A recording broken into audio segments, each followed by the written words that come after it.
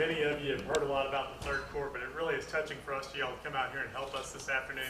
I want to thank the Williamson County Republican women, and especially thank the Walters for having us out and opening up your beautiful home.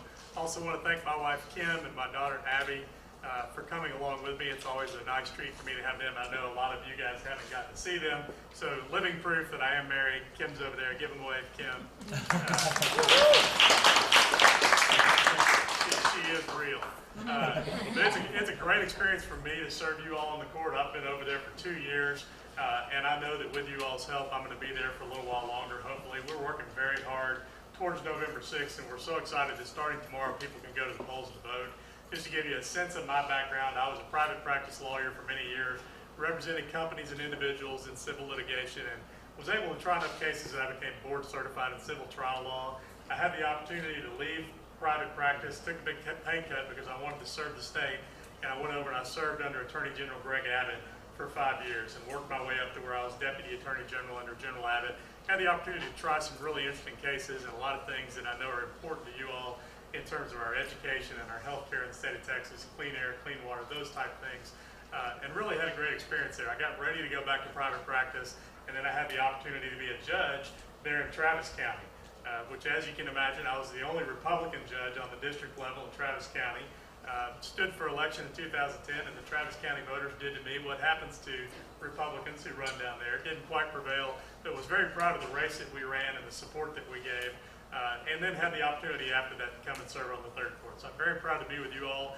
We've worked very hard across 24 counties and worked very hard in the court. I was proud to say that I was one of the top judges in terms of productivity last year in terms of opinions written, and I'm proud of that as well and proud of the record we're developing there. So thank you all for your support. Do everything you can to get out and let your friends know, because as Bob mentioned, this is the part of the ballot where folks don't tend to know the names, and many times conservative people really realize that having judges who are fair and impartial is important, and they'll see 2 names on the ballot and they won't know either one, and they'll skip those races.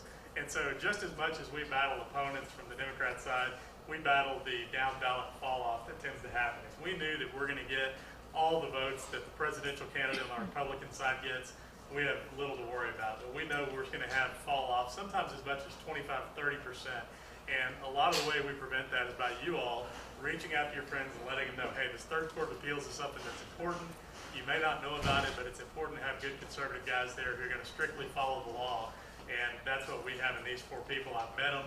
They gave me ice cream. Get out and vote. So use your email, use your Facebook. If you're not Facebook friends with each one of us have a political page on Facebook. And if you like us, you'll like the page. I don't know, you don't have to like me, but if you will like those pages in the Facebook terminology, you'll start getting tools that you can then use to send out to your friends to educate them about this third court. So if you'll use Facebook and email and word of mouth, if any of you do have time, we're trying to man, as early voting comes forward, we're trying to man some of these polling places. I know a lot of you may have our yard signs. If you can go down for an hour or 2 one afternoon, if you have time to kill, and can take that yard sign, they have rules where you have to stay 100 feet back from the pole, and there'll be an orange cone. We worked it so much last time, we developed a lingo, and we called it life outside the orange cone. But if you will just stand and look like a nice, sane, pleasant person holding one of our signs, and as people walk by, say hello to them.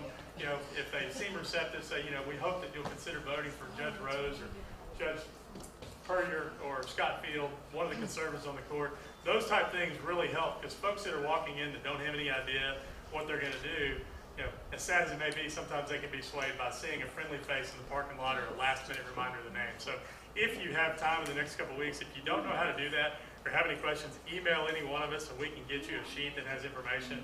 But if you want just freelance, grab a sign and go. It's not too hard. But again, my name is Jeff Rose. I'm very glad to serve you all and appreciate you all very much. And thanks for having us out this afternoon. So.